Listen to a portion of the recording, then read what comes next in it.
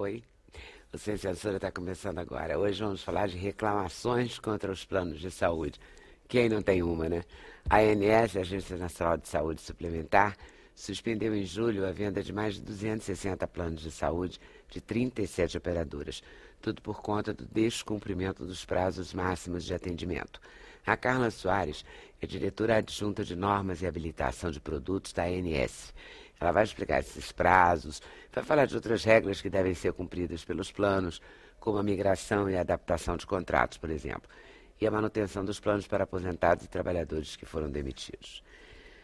Temos a presença da jogadora de vôlei Fabi, medalha de ouro na Olimpíada de Londres. A seleção garantiu o bicampeonato olímpico de virada, vencendo os Estados Unidos por 3-7-1. Na hora ela estava bravíssima, né? Na hora da transmissão estava uma fera. Mas hoje ela está calmíssima. A escritora Leila Rego conta uma história de amizade entre mulheres sensíveis e independentes. Esse é o tema do livro Amigas Imperfeitas. Mulheres às voltas com a rotina do trabalho, com o casamento, amores nem sempre correspondidos, sonhos e aventuras. Enfim, o universo feminino. O cineasta Marcelo Galvão trata de sonhos no filme Colegas, grande vencedor do Kikito de melhor longa esse ano. O filme mostra 3 personagens com síndrome de Down, apaixonados por cinema, e que um dia resolvem fugir para realizar 3 sonhos: ver o mar, casar e voar. E a música hoje fica por conta da cantora e compositora Ana Canhãs, lançando o CD Volta. O álbum traz canções autorais e inéditas, o show tem direção e iluminação do Ney Matogrosso, e além do repertório do CD, tem também novas versões para músicas de Cazuza, Raul Seixas e Rita Lee. Para a realização desse programa, contamos com a participação de vocês, nossos debatedores fixos, por telefone, por fax, por e-mail e pelo Twitter. A gente começa falando dos planos de saúde da ANS, que a gente estava louco para falar desse assunto mesmo. Porque plano de saúde é uma confusão, né? A gente paga na hora que precisa, eles têm sempre uma desculpa. O que a gente tem visto, a agência observou exatamente esse nível de reclamações e essa falta de atendimento. E por essa razão, a resolução que trata dos prazos de atendimento veio trazer um pouco mais de segurança para o consumidor de plano de saúde. Uma vez que o contrato já determina a cobertura. É uma compra e venda e um negócio entre a operadora e o consumidor.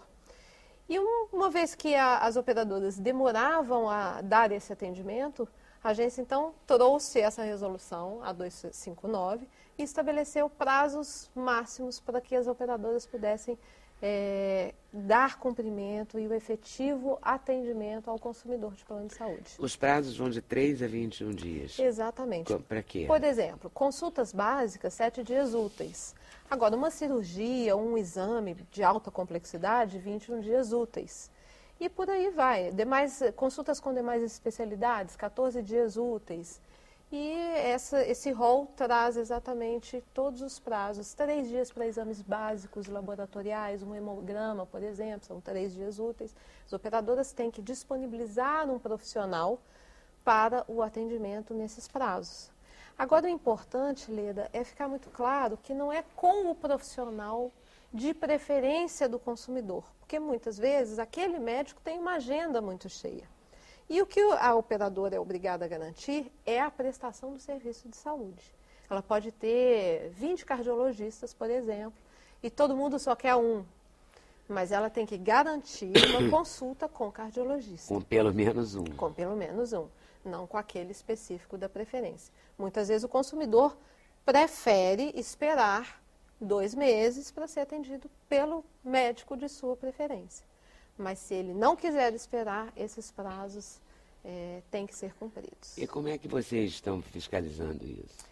A gente monitora o cumprimento desses prazos, nós recebemos as reclamações lá na agência e toda reclamação ela é classificada. Pode ser uma reclamação sobre reajuste, pode ser uma reclamação de cobertura, negativa de cobertura, como tem a reclamação também de prazo de atendimento. Não estou conseguindo marcar um exame, não estou conseguindo marcar uma cirurgia.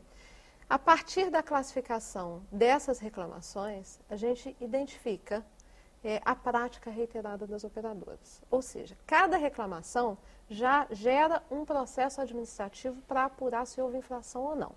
Havendo infração, a operadora é punida com multa de 50 ou 100 mil reais. 100 mil se for urgência e emergência. Mas eles pagam essas multas? Pagam as multas, pagam as multas. Finalizado o processo, transitado em julgado, se não pagar, é inscrito em dívida ativa. Eles pagam as multas.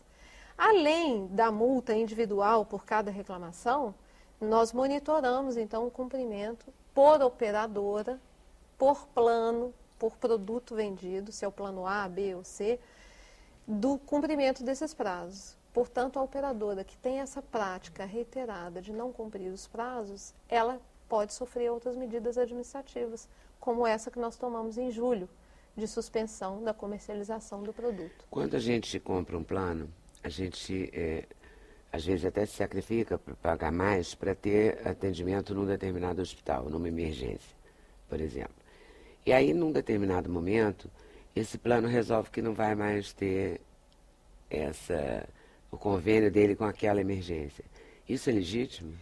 A Lei 9656, a lei que rege os planos de saúde, ela traz regras para o credenciamento de entidade hospitalar, não dos serviços, porque muitas vezes o hospital ele é credenciado só para o pronto atendimento. Então, ele não é classificado como um atendimento hospitalar, ele é classificado como atendimento de pronto-socorro.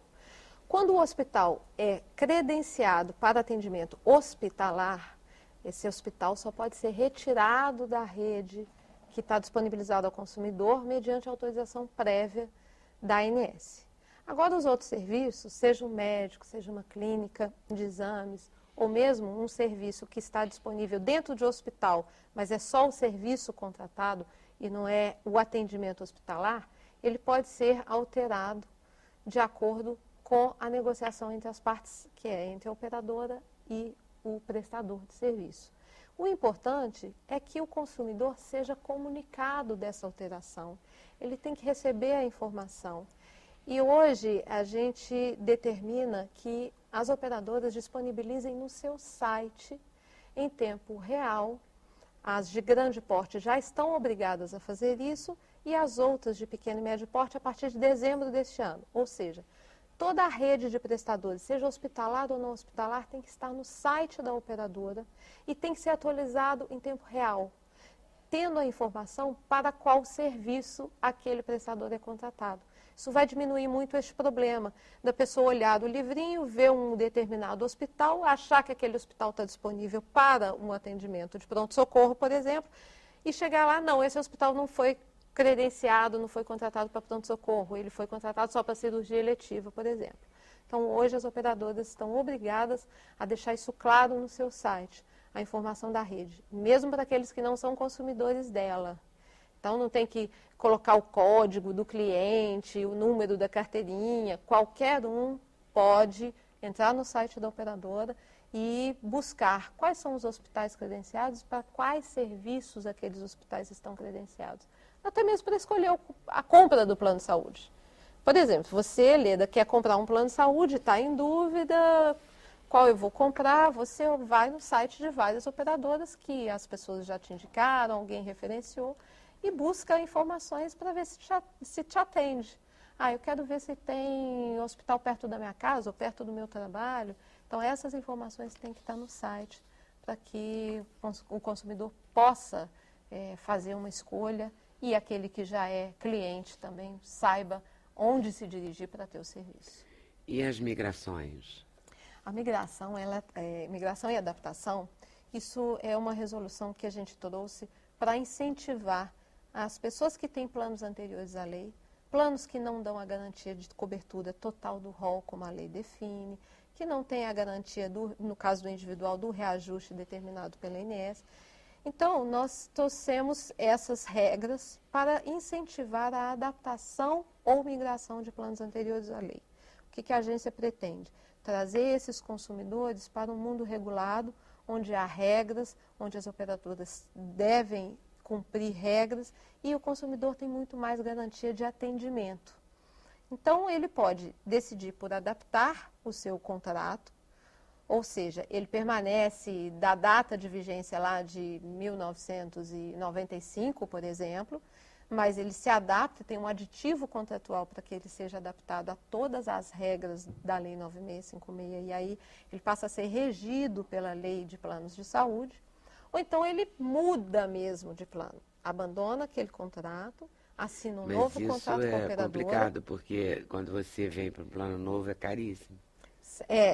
Na verdade, a migração... Não que o velho não seja, mas é muito mais caro que o mais nem sempre, mais porque velho. o plano anterior à lei, ele tem um índice de reajuste, por exemplo, baseado na sinistralidade, na auto-utilização. E o reajuste desses planos anteriores à lei não são acompanhados e controlados pela agência.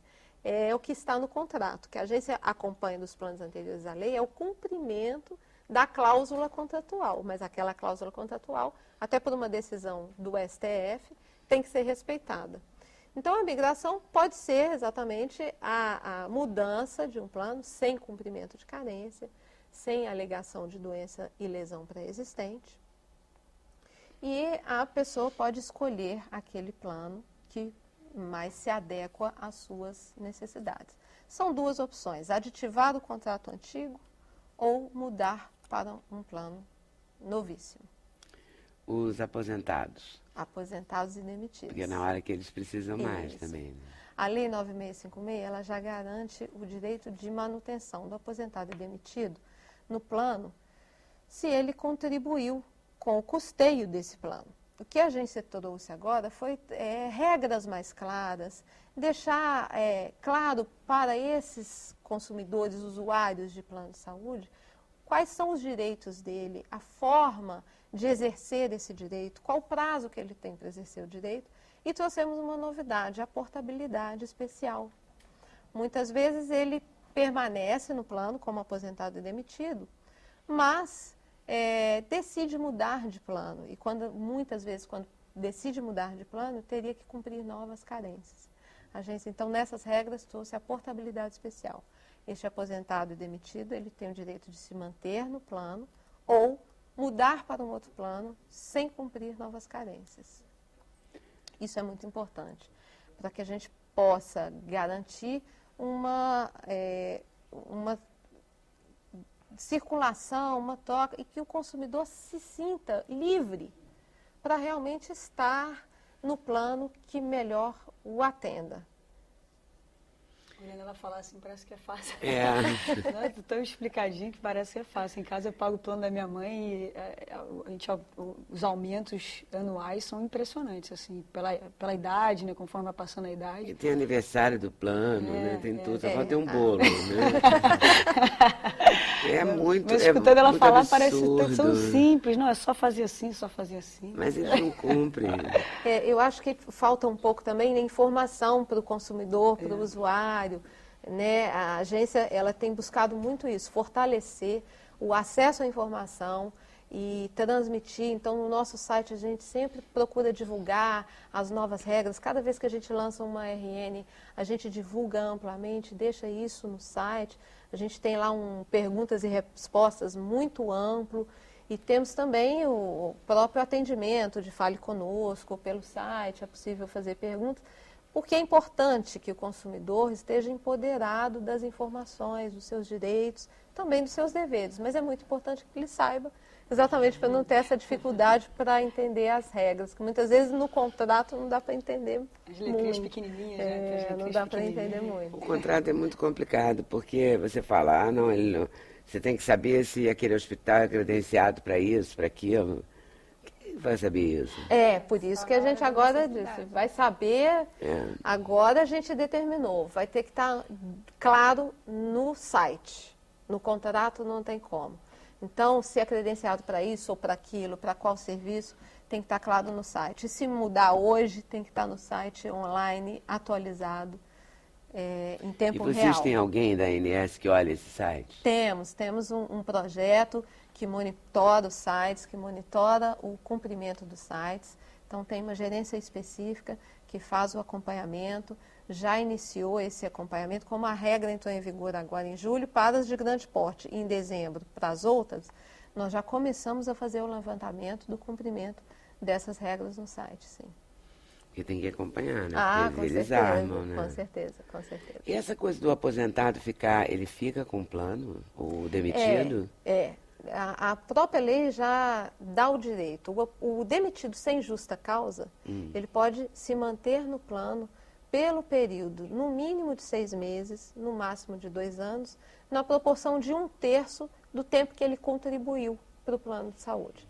Então, ele tinha um plano que o seu empregador disponibilizava, ele pagava uma parcela da mensalidade, ou pagava a mensalidade quase que na integralidade. Quando ele é demitido sem justa causa, ele tem o direito de se manifestar em 30 dias se quer permanecer no plano de saúde. Em o fazendo, lhe é permitido ficar na proporção de 1/3 do tempo que ele contribuiu. Mas, se esse 1/3, por exemplo, for menos de 6 meses, está garantido 6 meses. Se esse 1/3 for mais de 2 anos, o limite é 2 anos, que é um limite que está na lei, não é a agência que estabeleceu esse limite.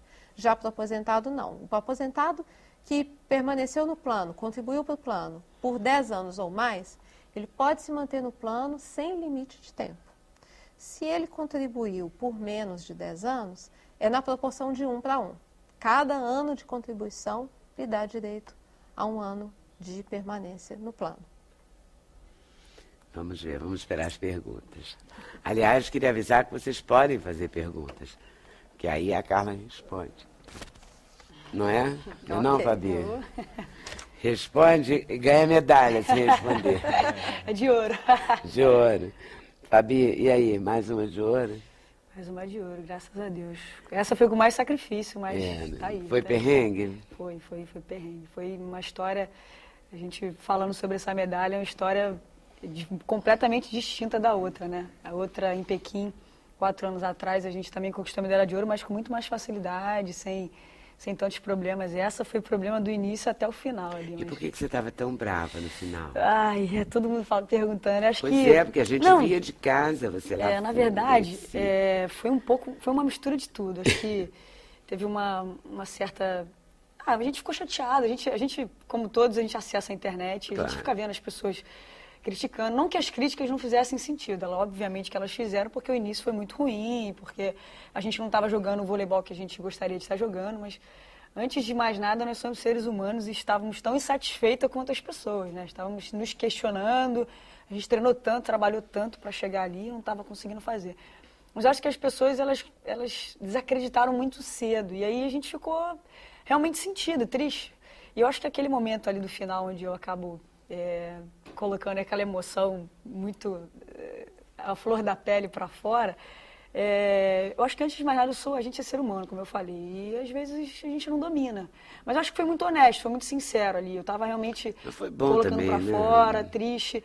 Mas eu acho que mostrar que você não tinha gostado também é legal fazer isso. Mas eu acho que é isso, é um pouco de... Eu acho que talvez essa descrença das pessoas, pensando por um outro lado, hoje, mais friamente, analisando, eu acho que é porque pelo crescimento do vôlei no nosso país. Eu acho que as pessoas realmente começaram a cobrar também, a falar, a reclamar e a elogiar quando as coisas acontecem. E depois, quando a gente voltou para o Brasil, especialmente aqui no Rio, as pessoas gostam muito de esporte, eu sou carioca, tenho uma identificação muito grande. O que eu recebi de parabéns, até hoje, as pessoas falando do orgulho. Eu acho que antes de parabéns, as pessoas estão falando assim, cara, vocês nos fizeram sentir orgulhosos. E isso acho que não tem preço, sabe? E eu acho que eles entenderam, né? Aquele desabafo ali como... Lutaram a beça, né? Foi duro. A gente começou ganhando o primeiro jogo de 3-2 da Turquia. Depois perdemos para os Estados Unidos, que era o grande favorito, né? Era o time a ser batido. Já jogamos contra elas em 3, 4 decisões, perdíamos as 4, sempre perdendo para os Estados Unidos nesse ciclo de 4 anos.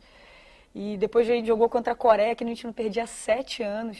Perdemos para a Coreia. Eu até brinquei que quando as coisas estavam ruins, eu achei que as coisas estavam ruins, elas pioraram. E aí a gente ganhou da China, porque na verdade... De 2 anos para cá, eles começaram a fazer pontuações diferentes, mudaram. O vôlei muda muito a regra, assim. E eles começaram a fazer, assim, jogos de 3-2. Antigamente, assim, vitória era uma pontuação, e uma pontuação para derrota e uma para vitória. Acabou, não tinha mistério. Hoje, se você ganha de 3-2, você perde um ponto na vitória e o derrotado ganha um ponto. Então, assim, isso faz com que se equilibre mais a competição e não possa haver aquela famosa combinação de resultado, né, que já houve em outras épocas, em outros Jogos Olímpicos. E aí a gente ganha da China de 3-2 e passa a depender dos Estados Unidos para se classificar, que era o nosso adversário, o adversário brigando direto pela vaga era o time da Turquia. E aí os Estados Unidos ganhou, e a gente cruza com a Rússia, nosso adversário mais tradicional de todos. Elas em primeiro, a gente em quarto, vindo de uma situação completamente desfavorável. Aí ganhamos num jogo que eu acho que ali o time... um jogo épico, né? Ali foi a virada. Ali o time ganhou uma força que ninguém mais parou. E aí foram 6 match points para o time dele, 5 ou 6 match points para elas, e a gente salvou e teve umzinho e fechou o jogo. Aí depois a gente ganhou uma força, assim, absurda. Eu costumo dizer, assim, eu acho que realmente foi uma vitória tipicamente brasileira. Acho que ninguém mais acreditava no ser nós mesmos, assim. Acho que foi por isso que tamanha a identificação das pessoas, porque a gente não desistiu, a gente acreditou, a gente continuou lutando, a gente sabia que a gente podia jogar diferente, que tínhamos treinado para aquilo. E graças a Deus, no finalzinho, os Estados Unidos ajudou a gente, mas depois a gente não foi um bom... E quando vocês perdem um jogo, assim, o clima fica insuportável entre vocês? Quer dizer, não vocês brigando com vocês, que eu falo, mas fica todo mundo triste, então fica um baixo astral horroroso. O jogo da Coreia, depois, quando acabou o jogo, a gente foi pro vestiário, tem um caminho, a gente passa pela imprensa, né, que é a hora talvez mais crucial de você ter que explicar, que a gente tem que explicar quando perde e quando ganha, então a gente não tem explicação para dar. Tem entrega. Naquelas derrotas. E aí, a gente passou pela imprensa, aí tem um corredor no qual a gente vai pro vestiário. E ali eu cruzei com a Fabiana, que é a nossa central, e a Sheila, que somos nós três que estamos há mais tempo ali, mais tempo juntas, em mais competições. E aí a gente olhar a tristeza dessas meninas e não poder fazer nada, a gente chorou, triste pela impotência. Tinha hora que você fala assim, caramba, as coisas estão dando muito errado, não é possível. A gente treinou tanto, como eu falei, trabalhou, e a gente não está conseguindo colocar em prática. E a gente sente, eu estou falando, só as nossas famílias é que sabem como é que funciona lá os telefonemas para... O que você acha? O que achou? Algum conselho para dar? Aquela hora de falar, nem sempre a hora... A minha mãe é uma que dá muita bronca quando perde, quando ganha, ela sempre... Ela é muito incisiva. Ela é uma mãe daquelas fiéis, torcedora pra caramba, mas ela não mente não. Se jogou bem, ela fala, se jogou mal, ela fala, mas até ela... Tá lúcida. Lúcida sempre. Mas até ela, em momentos ali, tentando achar alguma coisa para poder passar, né? É a hora de você ter apoio da sua família, eu acho que o mais importante foi a gente ter tido a certeza de que mesmo com as coisas dando muito errado, de que a gente olhava para o lado e sentia que estávamos todas juntas. A gente fez uma reunião depois do jogo contra a Coreia para tentar... saímos de uma situação que só tínhamos uma chance de sair, era junto. E se a gente perdesse as coisas, estaríamos juntos. Se ganhássemos como a gente ganhou, a virada foi do time inteiro. Mas acho que a maneira como foi completamente diferente da de Pequim. A medalha é a mesma, o sabor da vitória é o mesmo, mas com histórias assim que daria até um livro ali para a Leila escrever sobre essa conquista. E aí quem você ouve mais? Por exemplo, a sua mãe? Você telefona imediatamente após o jogo? Sempre, antes Depois dos que jogos. você passa pela imprensa, você liga. Tem que falar com ela. Tem que falar com ela. Primeiro porque ela quer sempre saber se está tudo bem, como é que estão as coisas. Mesmo quando perde ou quando ganha, mesmo ela quer que ligue logo. Quando não ligo, fica chiando. Falo sempre antes dos jogos, aquele famoso boa sorte, bom jogo. Mas os amigos também, né? Nessa Olimpíada, com esse negócio de internet, ficou muito mais fácil a comunicação. Então, toda hora chega um torpedo, aí você fala, tem várias redes sociais que você consegue comunicar com as pessoas, mas eu acho que o principal é a família ali, os primeiros que a gente liga quando acaba um jogo. Assim, são 2 semanas de muita tensão, assim, porque a gente joga Mundial, joga Grand Prix, joga Sul-Americano, mas a principal competição do ciclo é os Jogos Olímpicos. O sonho das pessoas, a gente mexe com o sonho, enfim, é a principal competição. Então, são 2 semanas eu emagreci 2 quilos quando voltei de lá, a alimentação a gente não consegue fazer adequada, dormir, você pode esquecer, são pouquíssimas horas, aquele vencer pelo cansaço. Eu costumo ouvir as pessoas dizer, não, tem que descansar. E a gente descansa, obviamente, tem os descansos, mas dormir antes de um jogo decisivo é só aquelas horinhas necessárias, porque não dá para se manter aberto. Mas a tensão, as coisas, são 2 semanas Mas vale a pena, o que eu posso dizer é que vale a pena. Mas é legal ir na Olimpíada, rola uma confraternização, as pessoas se encontram. Sim, sim, nossa, lá... Se paquera, se olha, se vê. Tem um pouco de tudo, assim, deve ter paquera, tem... A Jaque, por exemplo, é casada com o Murilo, que é da seleção masculina, mas lá são 2 atletas, lá não tem essa de marido e mulher. Lá Mas são... as pessoas nem se veem, assim, não, se atleta vê o outro sim, e tal. Sim, eu tive tempo de tietar até alguns atletas, tirei foto com o Michael Phelps, que eu sou super fã, o Michael Jordan, não, o Kobe Bryant, que eu encontrei na Olimpíada de Pequim, ele assistiu nosso jogo lá contra os Estados Unidos. Dá para você encontrar todos os atletas, os melhores atletas do mundo estão ali na Vila Olímpica. Esse ano a gente não conseguiu encontrar o Bolt, mas... E nem o Federer, que eu tinha o maior prazer em vê-lo, também eu gosto muito, mas eu sou aquela que gosta, tieta mesmo, tirei foto com a Izibaeva, que é a bicampeã olímpica também, mas dá para fazer um pouquinho de tudo. Porque ali tem mais ou menos, assim, fazendo uma média, tem 12 mil atletas, digamos assim. Acho que ali, brigando por medalha mesmo, só 4 ou 5 mil atletas que estão efetivamente brigando por medalha. Então, os outros têm mais tempo para paquerar ali, para encontrar algum pretendente interessante ali. E aí, assim, vai todo mundo fazer tudo junto, almoçar junto? Sim, sim. As meninas, a gente, nem todo mundo tem essa metodologia. A gente tem como, bota como rotina mesmo. A gente tem café da manhã, normalmente a gente deixa mais livre, porque cada um tem o seu horário, mas a gente almoça junto, a gente janta sempre junto, na mesma mesa, todas numa mesma energia, sincronicidade. A gente procura fazer tudo junto para estar junto, para estar unido, para estar falando de vôlei ou para estar não falando de vôlei. Acho que é uma forma da gente estar até mostrando para os adversários que a gente está junto. E o café da manhã não é porque tem um dorminhoco, tem um madrugador? Assim? Então, tem algum, por exemplo, eu gosto de acordar mais cedo, a Paula pequena também gostava de acordar mais cedo, tem umas que gostam de acordar mais próximo do horário.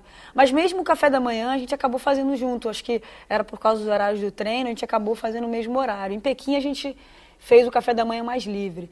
Mas acho que é porque é a primeira refeição mesmo, cada um tem, como você falou, tem uns que gostam de dormir mais, outros menos. Aí, tem alguém que é mais lento, né, para chegar no café. Eu gosto de acordar bem antes, eu sempre gosto, porque eu gosto de tomar banho, eu tenho uma rotina diferente.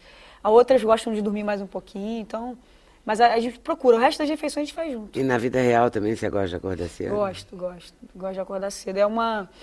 Acho que é uma rotina carioca mesmo, adoro praia, adoro programas diurnos, então...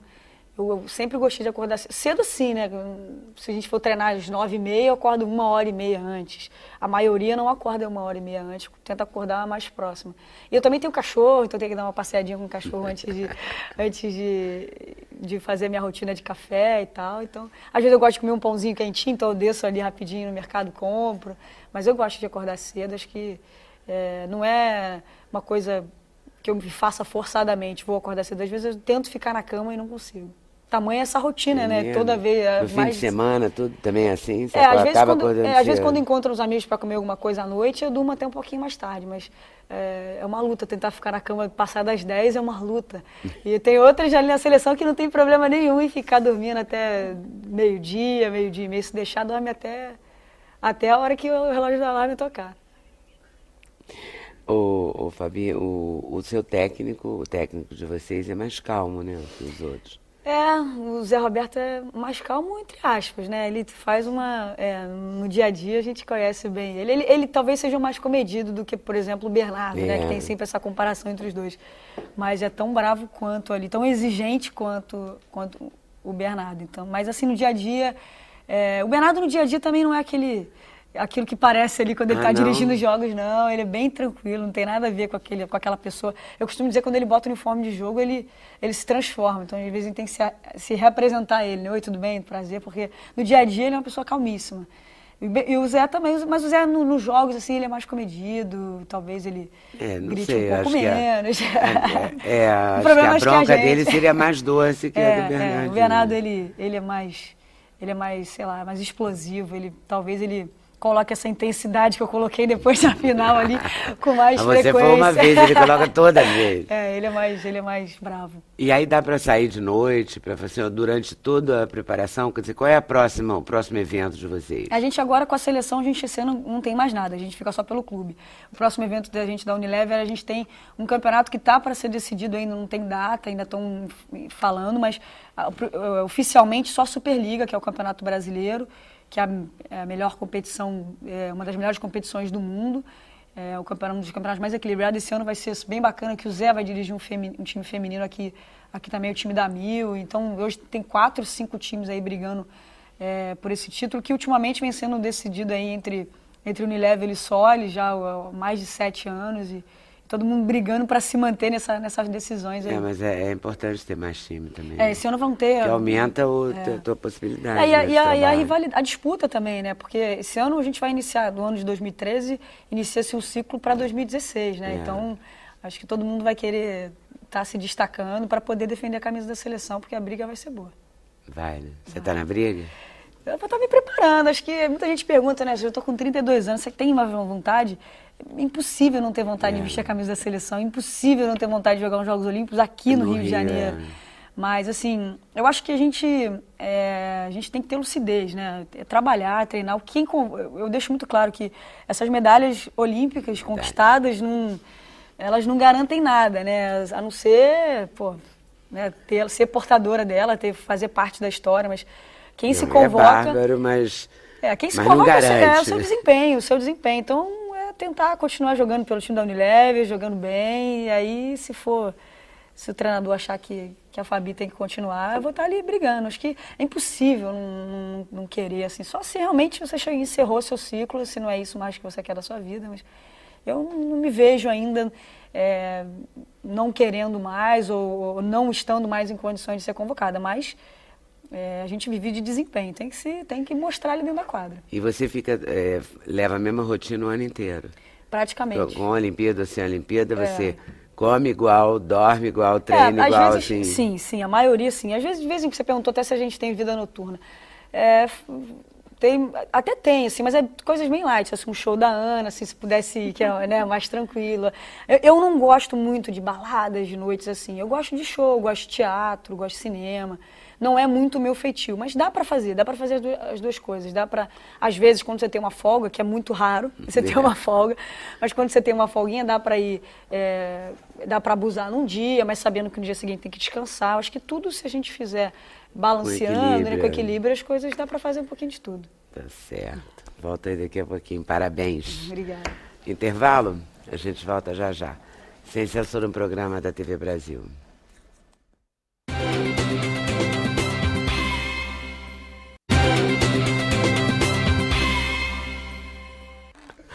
A gente estava aqui, para falar a verdade, falando dos bonitos, dos belos nas Olimpíadas. Mas não tem nenhuma revelação assim que vocês gostariam, não. Chegamos só à conclusão que a goleira russa, né, é bonita. Americana. E a outra é o que? Holandesa. É uma holandesa do hockey. E o rapaz mais bonito, quem era? Olha, eu achei muito bonito o Ryan Lott, que foi o da natação, ele é bem bonito. Mas é difícil, porque tem muita gente bonita ali. Deve ter muita gente bonita.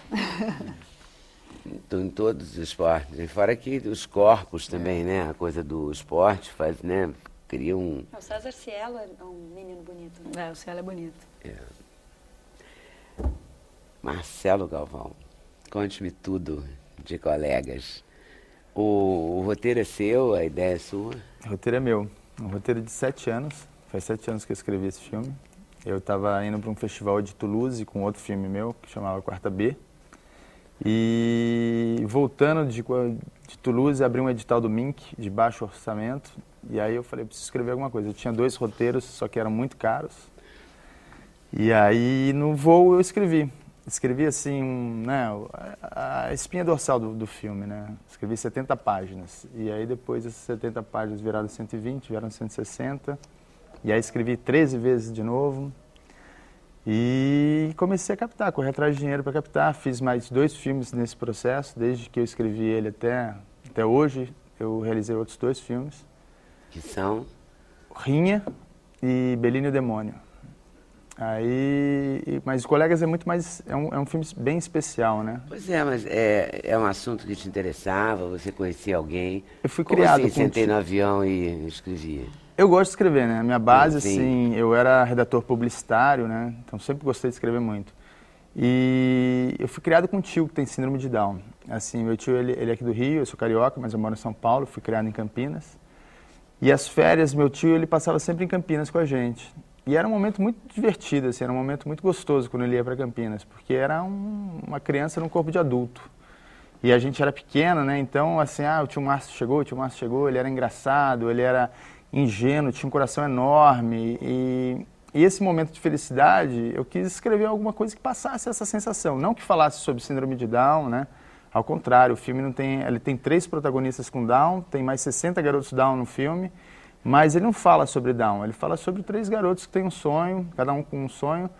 São 3 garotos que vivem no instituto com vários garotos sindrômicos e eles amam o cinema, trabalham na videoteca. Aí um dia assistindo Thelma e Luiza, eles resolvem fugir. Aí eles roubam o carro do jardineiro, que é o Lima Duarte, quem conta toda a história, e saem numa aventura em busca de 3 sonhos. A menina quer casar, o menino quer ver o mar e o outro quer voar. E aí eles saem do interior de São Paulo até Buenos Aires, tentando realizar esses sonhos.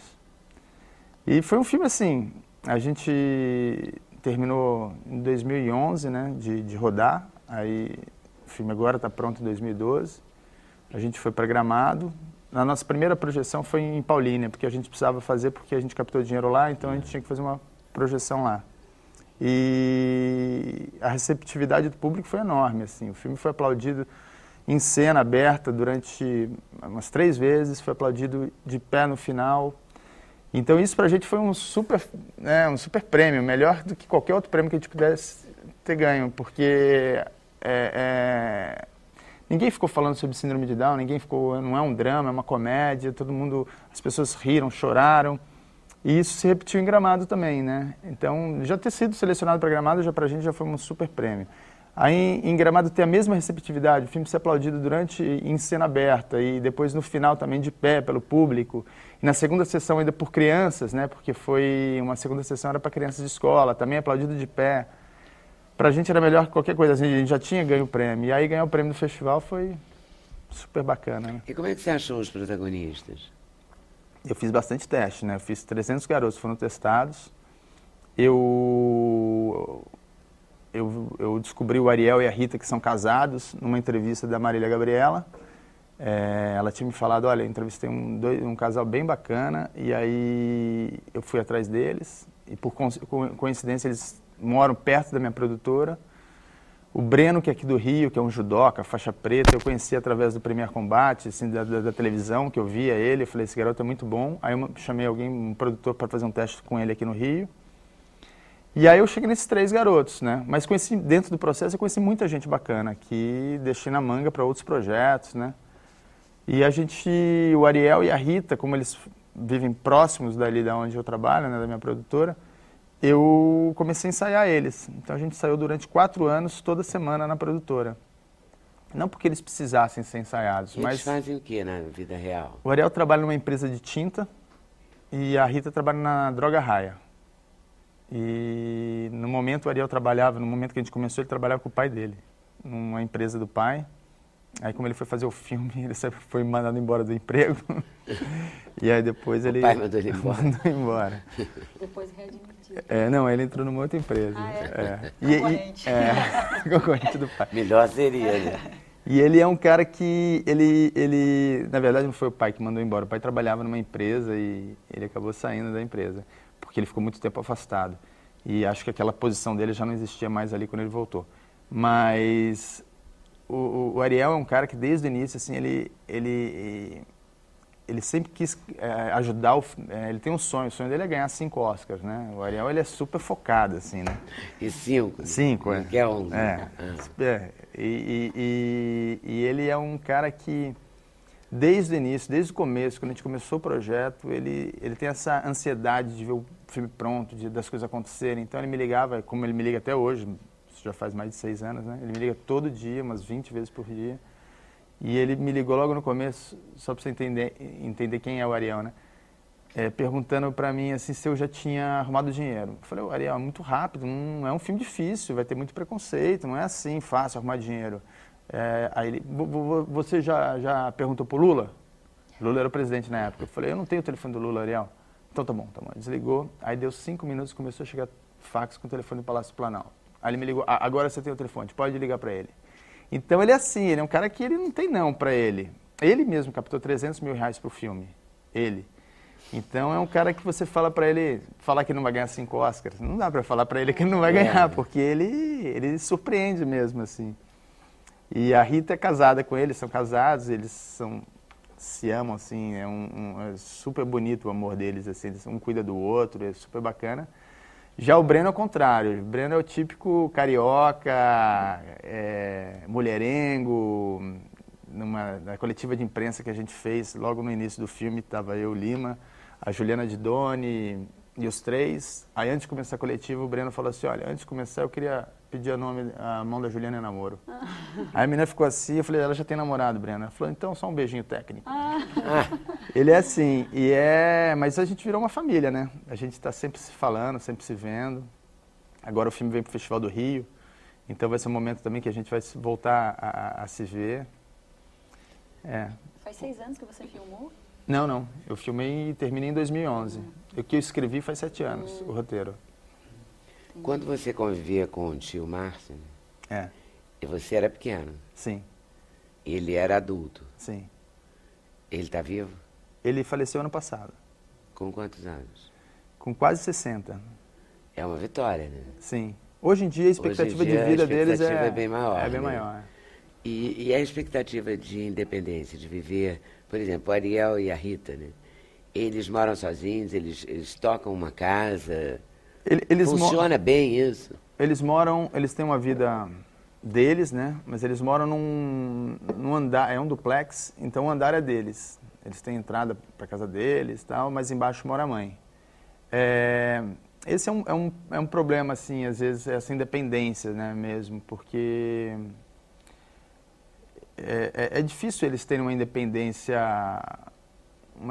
total mesmo, né? Porque tem muita coisa que eles precisam, né? Então, por exemplo, o Breno é um cara super descolado, né? O Breno precisa de alguns apoios, né, o Breno vai em baile funk sozinho, sobe o morro, ele pega voo, então ele viaja, ele vai para ele é judoca que compete em competições mundiais, ele vai para Itália, ele vai para Grécia. O Breno é mais descolado nesse sentido.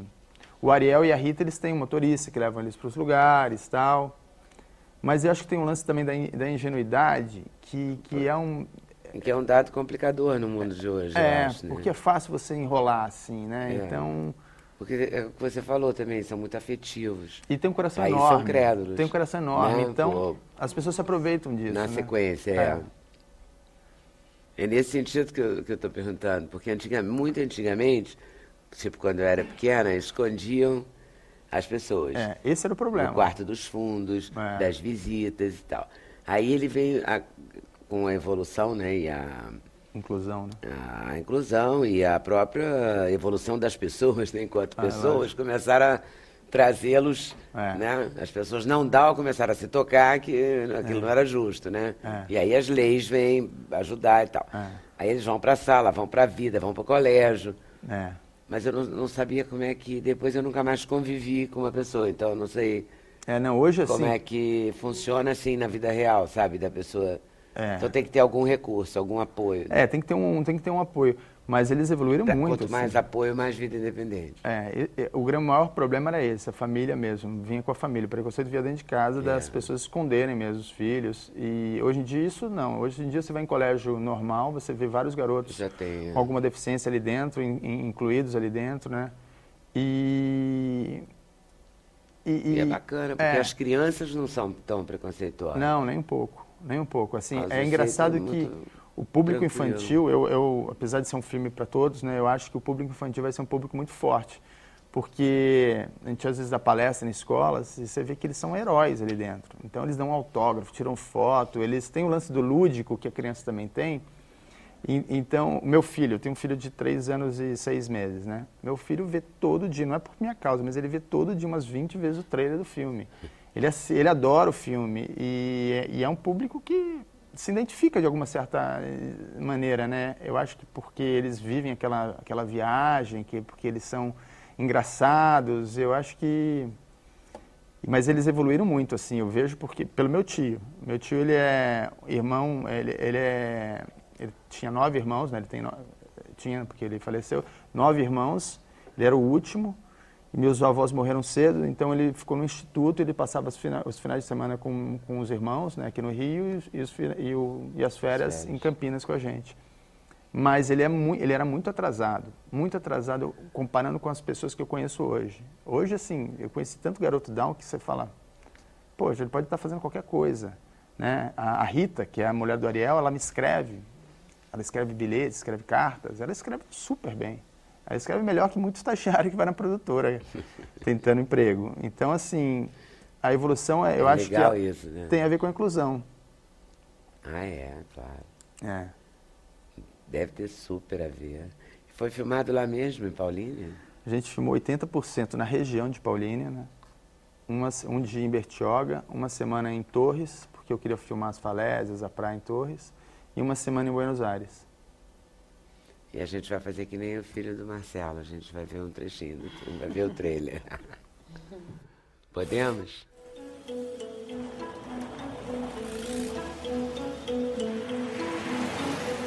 Um carro velho e 3 garotos especiais vivem a maior aventura de todos os tempos.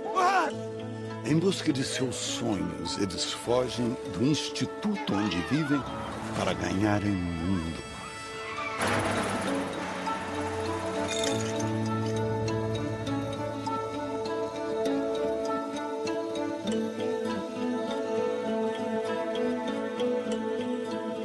Stallone quer ver o mar para reencontrar sua mãe que mora em Atlântida. Márcio deseja voar para ajudar os seus pais a construírem a sua casa na Lua. Aninha busca desesperadamente um marido que saiba cantar. Brincando de bandido e mocinho, eles vivem as mais divertidas e engraçadas situações até conseguirem o que querem.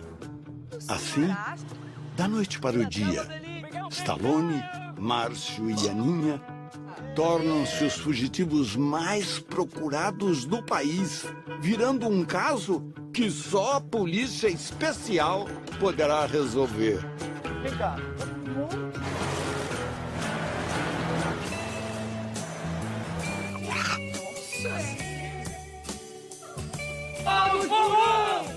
Um filme sobre sonhos, coragem e, acima de tudo, amor.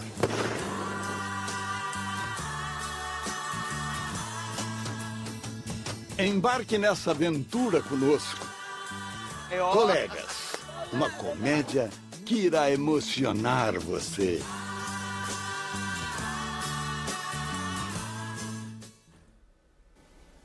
Belo, hein? Esse não é o trailer, esse é um teaser que a gente fez logo no início, né? A gente veio fazendo vários teasers, né, para poder tentar vender a ideia. Hoje a gente já tem um trailer que é mais trailer mesmo, né? É.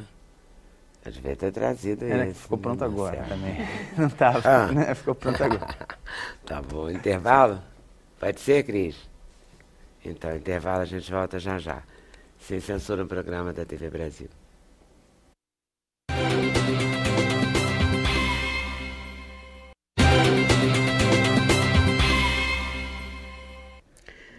A Leila Rego escreveu um livro chamado Amigas Imperfeitas, juntas no amor, na dor e no rock and roll. Como é que é isso aí? Diga aí, Leila. Amigas imperfeitas. Assim mesmo, entre assim parênteses mesmo. O IM. Ó. É um jogo de palavras. É.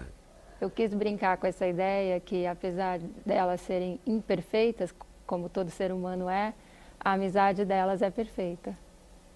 A amizade é mesmo? Que ela tem, pelo menos é o ideal de amizade que eu imagino que deveria ser toda amizade, né? É. Nina, Pamela e Manuela. Isso. São eu amigas... acho lindo isso, quando rola assim, né, desde o colégio. Elas se conhece, a história toda se passa em Campinas, que é pertinho de onde eu moro. Ah, é? E você mora onde? moro em Vinhedo, que é 15 minutos de Campinas. De Campinas. A Então, história se passa em Campinas. Quis Esse dar é o outro primeiro cenário. livro? Não, é o meu terceiro livro. Então, eu quis dar um cenário de uma cidade relativamente grande, com todo o suporte para desenvolver uma história. Então, elas cresceram juntas, estudavam no mesmo colégio, passaram toda a adolescência juntas. O rock and roll fica por conta da Legião Urbana, que elas são fanáticas pela banda. E na fase atual do livro, elas já estão adultas, cada uma formada com sua profissão. A Pamela já é casada, a Manuela já é separada, e a Nina, que é a personagem que narra o livro, está desesperada para casar. Ela tem até uma meta, ela diz que não entra nos 30 sem estar casada, ou então num relacionamento muito sério que a leve por ao altar. O problema da Nina é que ela tem um imã gigante no meio da testa que só atrai homens errados, os cafajestes, né? Os caras que não querem saber de nada. Então, na última decepção amorosa dela, ela está arrasada, assim. Então, as amigas se juntam para fazer uma operação que eu chamei de faxina interna. Elas tiram uma semana da vida delas. No caso, a Manuela, a Nina e mais 2 amigos que entram no decorrer da história. E eles tiram uma semana de suas vidas para fazer uma viagem. E durante essa viagem, a ideia inicial da Operação Faxina Interna era eliminar o Marcelo, o cafajeste da Nina, da vida dela. Só que no decorrer da viagem, cada um vai se autoanalisando e eles acabam descobrindo que cada um tem uma faxina interna para fazer. Então, E ela termina com o cafajeste, assim? Vou contar o final do livro. Não, ela consegue desencalhar, afinal? Não, ela consegue durante essa semana eliminar o cafajeste. O cafajestão. Ela vai achar outro. Ah, com certeza, senão você não seria romance. Senão a pessoa não teria cima, né? É uma maravilha. A amizade é uma coisa muito bacana mesmo, né? Os outros livros eram sobre o quê, Leila?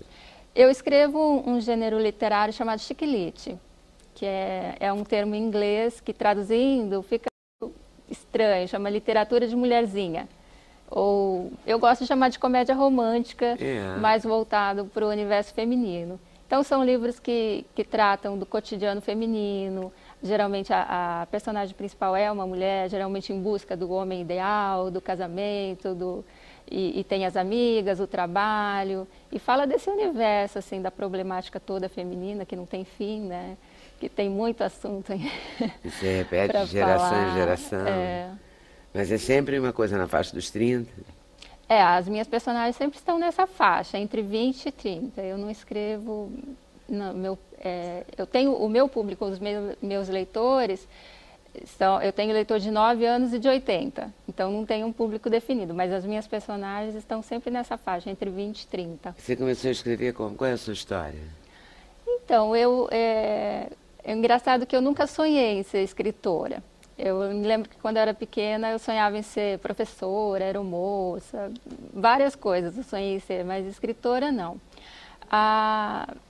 Eu comecei a escrever há pouco tempo, já depois de formada. Eu sou formada em turismo, trabalhei muitos anos em recursos humanos, dando consultoria em São Paulo.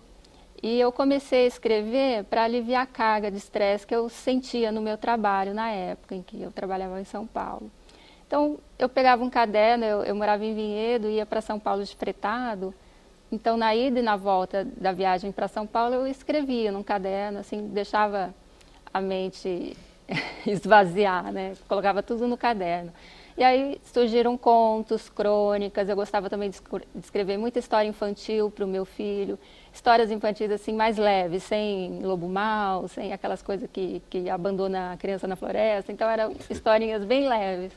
E aí no meio dessas histórias todas nasceu a personagem da minha primeira série, chamada Pobre Não Tem Sorte. E eu criei essa personagem e fui gostando dela demais. Aí criei de repente um ambiente, depois fui criando um cenário, aí depois já saí do caderno, aí já levava o laptop para o ônibus. Aí quando vi já tinha quase 300 páginas de Word escritas. Aí eu falei, eu acho que eu tenho um livro aqui, né? Não é mais um conto. Aí eu passei o livro para algumas pessoas, amigos mais próximos, né? Mãe, pai, enfim, todo mundo.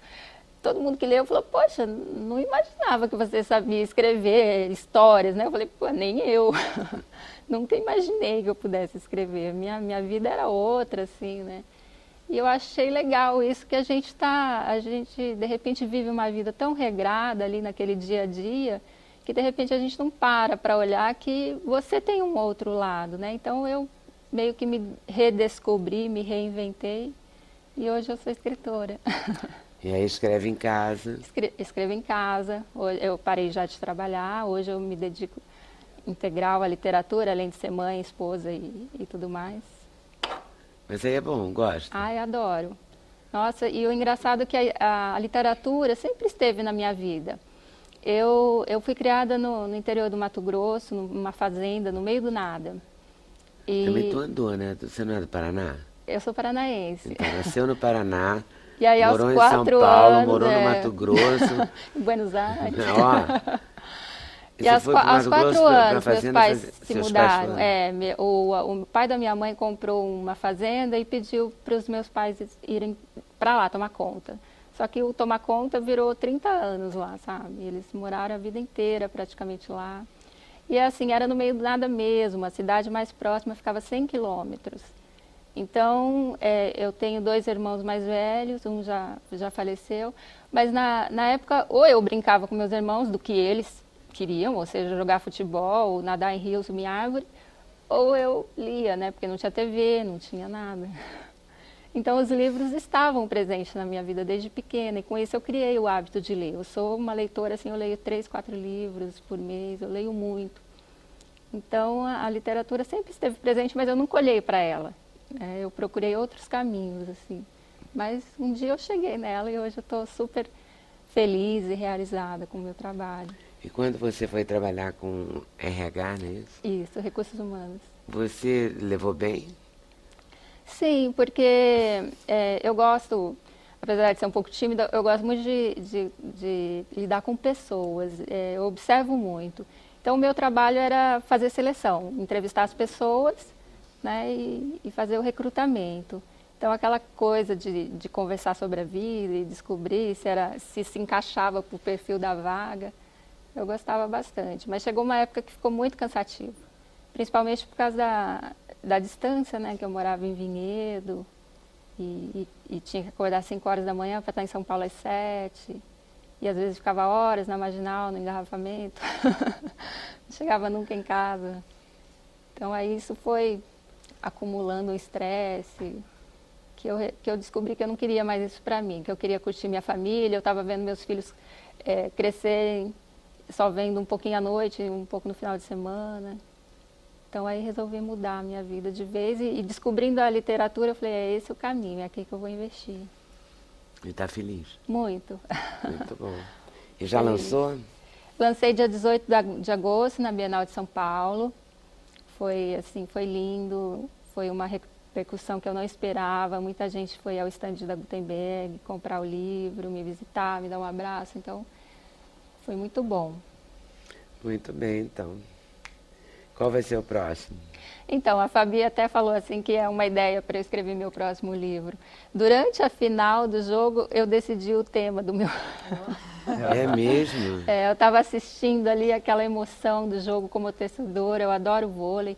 Na minha época de escola, eu jogava handball, gostava muito, também participava de jogos intercolegiais. E aí eu falei, acho que eu vou criar uma personagem jogadora de vôlei que vai participar de uns jogos intercolegiais, então eu já tenho toda a ideia, assim, mas surgiu na hora do jogo, assim, um pouco antes do seu desabafo. Eu até falei, durante os jogos, ali no final, eu até brinquei que, eu falei assim, eu acho que nem, se a gente fosse contar essa história como um filme, sei lá, acho que nem o Woody Allen escreveu um filme tão bem escrito, aí já são sugestões, temos aqui, são 2 aqui, o livro, o filme. Vamos seguindo em frente, e a trilha sonora. Aí, tá tudo perfeito aqui, ó. Ao invés de Legião, a gente põe a Ana, né? Ao invés da Legião, no meu próximo livro, agora eu... Medieval que morreu, MPB. Vamos lá, volto aí daqui a pouquinho, tá? E aí, Ana? Oi, Leda. Estamos de trabalho novo? Estamos. Você vê. Volta? Volta pra onde? Volta pra quê? Pois é, volta pra um lugar que eu acho que eu perdi um pouco, assim, durante um tempo, assim. Descentralizei, assim, um tempinho atrás. Não sei, de uma essência, do momento que eu descobri que eu gostava de cantar, sabe? Que eu me apaixonei pela Ella Fitzgerald, assim, quase 10 anos atrás. E eu acho que é um disco que resgata muito, em vários sentidos, esse momento da minha vida, assim. Esse momento de cantar, porque a arte, acho que assim como o esporte, pelo menos o vôlei, né, é uma arte coletiva, né, Leda? Você tem os músicos, você vive a coisa do palco. Enfim, eu cantei na noite em São Paulo há algum tempo e aprendi muito com muitas pessoas que eu pude conviver. Então esse disco resgatou muito esse meu lado, assim. Aí eu gravei standard de jazz, gravei Edith Piaf, que tem a ver com a história da minha avó paterna, que cantou a vida inteira essa música para mim. E que depois de um tempo é que eu fui perceber esse elo, né, dessa avó paterna que... É a avó que você dedicou o disco? Isso, é. E que veio a falecer há 2 meses atrás também. É mesmo? É muito louco como esse disco tem uma coisa meio cíclica, assim, muita coisa aconteceu nesse sentido, sabe? E foi um disco que eu gravei, Leda, inteiramente ao vivo. Então, assim, geralmente quando a gente grava disco, a gente tem um processo hoje de disco de estúdio que você muitas vezes separa os componentes. Então, por exemplo, grava-se primeiro a bateria, depois o baixo, depois a guitarra, sabe? Tudo separado. E por último você põe a voz. Quando a base já está pronta, todo mundo já tocou, aí você põe a voz. Então, uma coisa, para mim, um pouco estranha, que foi o jeito que eu fiz meus discos anteriores. Porque a base já está pronta e você vai cantar em cima dessa base e essa base não vai responder à tua interpretação. Ela não tem variação. É muito diferente gravar ao vivo, que é o processo não é flexível, Isso. Né? Ela não responde, pronta. Você pode... É muito difícil, se você se emocionar no take, sabe? É uma coisa gravada, que está gravada. Gravando ao vivo é muito diferente, porque os músicos estão do seu lado, estão todos presentes na mesma sala, você está gravando a voz, está tudo valendo, tudo está vazando em todos os microfones. Então, assim, não tem como você editar depois. É muito mais quente. Exatamente. É uma coisa de pele mesmo, assim. É outro processo. E foi a forma como eu fiz esse disco, foi inteiramente ao vivo. E aí tem algumas faixas que a gente gravou com um microfone só. Todo mundo em volta, assim, do microfone, um microfone só, como se fazia em 1930, 1940, né? Billie Holiday, né? Frank Também, Sinatra. como os músicos faziam. Eles faziam, porque só existia um canal. Isso. Porque só existia um canal naquela época. Então não tinha outro jeito de fazer. Ou você gravava ao vivo, depois eles inventaram outros canais e aí possibilitou que você fosse gravando tudo separado, né? E foi um disco que eu também gravei fora de um estúdio. Eu fui para casa de um amigo meu que mora aqui no Rio, em Vargem Grande, no pico de uma montanha e no meio da Mata Atlântica, assim, pertinho do sítio dos Novos Baianos, o sítio do vovô. Ele mora muito próximo, então aquela região tem um borogodó lá, tem. Não sei se os insetos são mais musicais, mas aconteceram muitas coisas nessa gravação do cachorro do Aurélio latir no espaço das gravações que eu não estava cantando, daí o cachorro latia, o Inácio. Então isso está tudo no disco. Você ouve. O Inácio é o cachorro, sensacional. Muito bom. E então ele uiva. Latia, ele participa do disco e maravilhosamente, porque ele late no tom, é muito estranho. Juro, tem que ouvir para ver, mas é estranhíssimo. O Inácio late no tom, é maravilhoso. E no tempo, né? E os insetos. No tempo. Em cima da voz. Os insetos também. Os insetos, muitos insetos, dá para ouvir. Tem o nome dele no CD aí? Tem, claro, mas é lógico que tem. Você pode ver aí, faixa 2, difícil, tem aí, latidos do Cão Inácio. Gente, mas foi muito especial. Então foi um processo, sabe, assim, Leda, foi um exílio. Não é que tem mesmo? Ana Canhas, voz, violão e megafone. Fábio Sá. Vou precisar de óculos para essa faixa. Está pequenininho mesmo. Fábio Sá, baixo acústico, bateria. Cachorro Inácio, latidos. Tá aqui. Difícil. E foi muito Aliás, especial. quase todas as músicas são suas. Tem você com Dade. Tem algumas parcerias com o Dade e tem uma parceria que é um bolero, que foi escrito em espanhol com uma compositora mexicana chamada Natália Lafourcade, que foi uma menina incrível que eu conheci numa viagem para a Argentina. E ela é super multi-instrumentista, assim, ela tocou muitos anos com a Julieta Venegas. Ela é a figurinha que está assim, sempre tocando os pianos da Julieta, tocando vários instrumentos. Uma figura linda, assim, uma pessoa doce. E a gente se conectou e a gente escreveu essa música juntas, No Quiero Tus Besos, um bolero. E o resto são composições minhas, e aí eu regravei. Tem um bolero? Tem.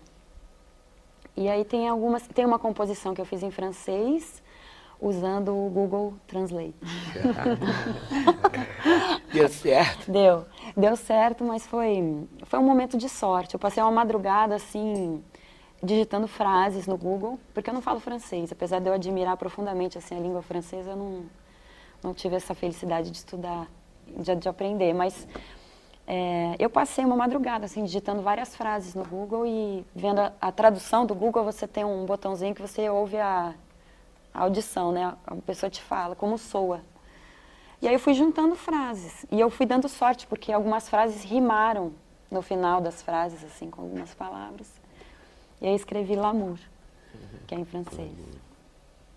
E aí tem regravação da Edith Piaf, La Vie en Rose, tem Stormy Weather, que é uma homenagem para Billie Holiday, que é uma cantora que eu alucino. E tem My Baby Just Cares For Me, que é uma regravação que ficou famosa com a Nina Simone. E tem Rock and Roll do Led Zeppelin. Você passeia mesmo, né? Mas eu gosto. Você gosta? Eu gosto muito. Rock and Roll do Led Zeppelin eu já vinha tocando nos meus shows, né? Porque é uma banda que eu também alucino, assim, adoro. Então é essa volta para esse lugar, para esses lugares que eu gosto, que não sei, que eu me realizo e que eu acho que eu não dei a devida atenção nos discos anteriores. Então esse disco eu quis dar vazão para esses sentimentos, essas ligações profundas que a gente tem com música, né? Porque todo mundo tem ligação com música. Eu não conheço uma pessoa que não tem, né? Então é isso, é uma volta pro gravar ao vivo, que é o jeito que eu comecei fazendo e tal. Muito bom. A gente vai ouvir você ali? Uhum. Então tá, então vou pro intervalo. A Ana vai para nosso palquinho e a gente ouve e confere daqui a pouquinho, tá? Então ficamos combinados assim, sem censura, um programa da TV Brasil.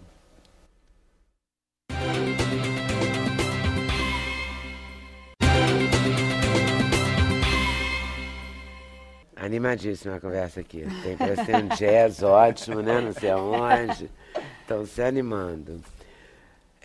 Vamos abrir com a Ana. Quer cantar de uma vez? Abrindo o bloco, depois eu te exploro mais no final. Obrigada. Ana tem o auxílio luxuoso. Fabá Jimenez né? Fabá Jimenez e Fábio Sá. Eles produziram um disco comigo e foram lá na casa do Aurélio também, no meio do mato. No meio do mato. Isso. Participação, conheceram o Inácio, ouviram os latidos, tá tudo certo. Vamos lá.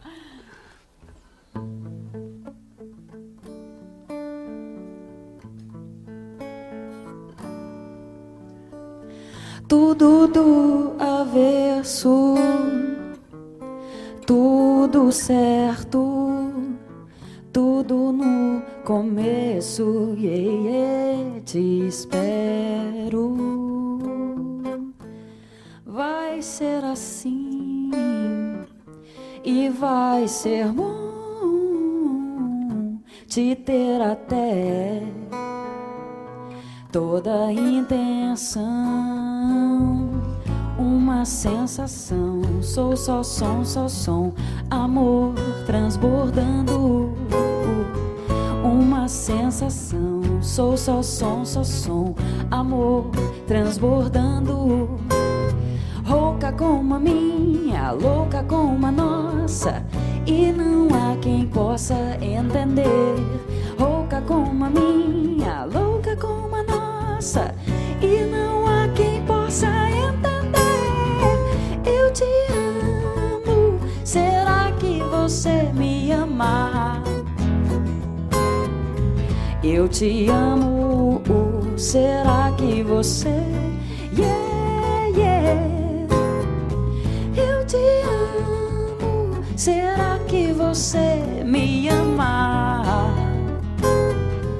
Eu te amo, será que você... Yeah, yeah, yeah, yeah, yeah. Yeah, yeah, yeah, yeah. Yeah, yeah, yeah. Yeah, yeah, yeah, yeah. Eu te amo, será que você me ama? Eu te amo, será que você... Yeah, yeah, yeah.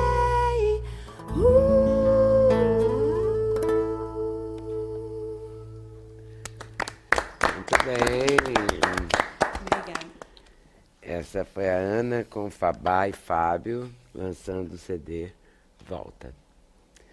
Volto aí daqui a pouquinho, tá? Para explorar um pouco mais. Carla,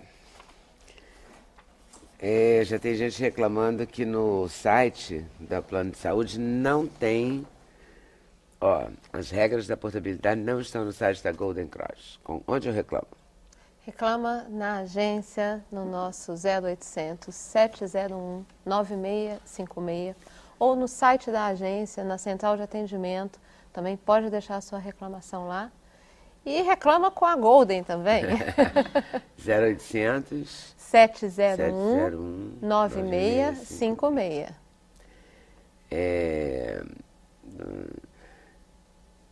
Essa foi no setor... Ela foi... Como é que é? Esteve na ANS, o Rio tem ANS. Sim.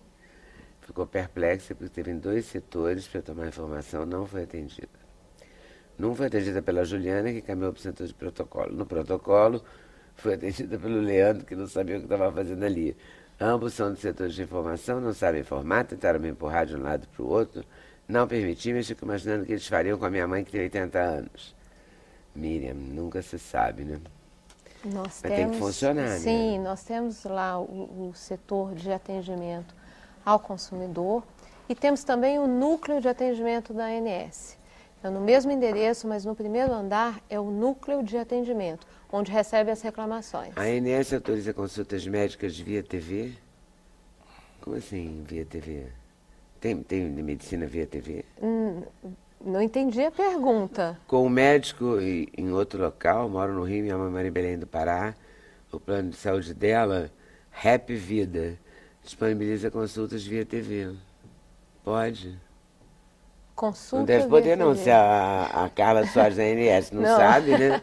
Na não verdade, deve permitir, né? Existe, Eu aí não o sei Conselho confiar. Federal de Medicina é que determina as regras. Então, é bom a gente verificar se esse tipo de consulta, por exemplo, por telefone, por televisão, ou seja, sem a presença do paciente junto ao médico, se isso é recomendado pelo Conselho Federal de Medicina. Isso aí tem mais a ver com a prática médica, com o Código de Ética Médico, e que é determinado pelo Conselho Federal de Medicina. Seguro-saúde adaptado, na cláusula referente aos dependentes do beneficiário, não há qualquer restrição referente à idade nem ao estado civil dos mesmos. Recentemente, um dos meus filhos se casou, essa Maria Célia, escrevendo, e permanece nesse plano de saúde. Posso ter algum problema em relação a esse fato? A inclusão de dependente ou a permanência de dependente depende da cláusula. Como ela disse aí que na cláusula do contrato não há qualquer restrição, não se pode estabelecer uma regra que não está prevista em contrato. Certo. Fabi, povo lá de Porto Alegre, Doris e Alberto dando parabéns. Obrigada. Qual o segredo para sair de uma eliminação quase certa e surpreender o mundo todo com ouro? Isso aí... Márcio Novo Hamburgo. Segredo, eu acho que, sei lá, não sei se foi o segredo ou foi realmente um poder de reação que a gente mostrou, como eu disse, tipicamente brasileiro. Por isso que eu acho que essa medalha, eu sou portadora dela. Acho que todos nós ali somos... Acho que nós brasileiros, de forma, de fato, podemos nos considerar vencedores, porque só a gente é que sabe, só a gente que acredita, né? Só a gente é que tem... Parece que quando as coisas estão ruins, tendendo a estarem ruins, a gente tem um poder de reação absurdo. Você tem outros exemplos no esporte, assim, futebol, muitas vezes quando o futebol foi para a Copa do Mundo como favorito, ele não conseguiu vencer. E quando ele saiu do Brasil desacreditado, quando as pessoas falam não vai dar certo, eles mostram um poder de reação. Não sei se acho que tem uma influência totalmente brasileira nessas reações aí. O segredo é ter nascido aqui. Esporte é incrível, né, nesse sentido. Marcelo, então, a estreia dia 9 de novembro do filme Colegas. Isso, 9 de novembro no Brasil todo. Espero que lote, né? Porque o cinema tem isso, né? Se você não for na primeiro final de semana, no próximo final de semana você sai de metade da sala de cinema. Então vá na primeira semana. No dia 9 de novembro assista o filme. O livro da Leila, Amigas Imperfeitas, já está nas melhores casas do ramo. Sim. Não é? A gente já deu o telefone da ANS.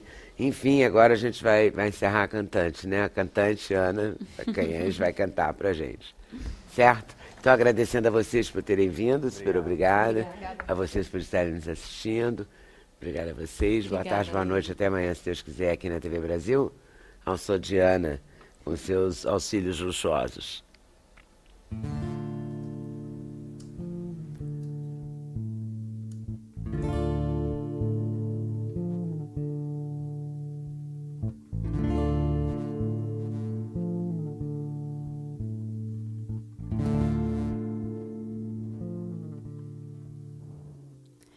Yo no quiero tus besos, yo no quiero tu encanto, yo me había ilusionado. Tú te has equivocado. Ya no quiero verte más. No te puedo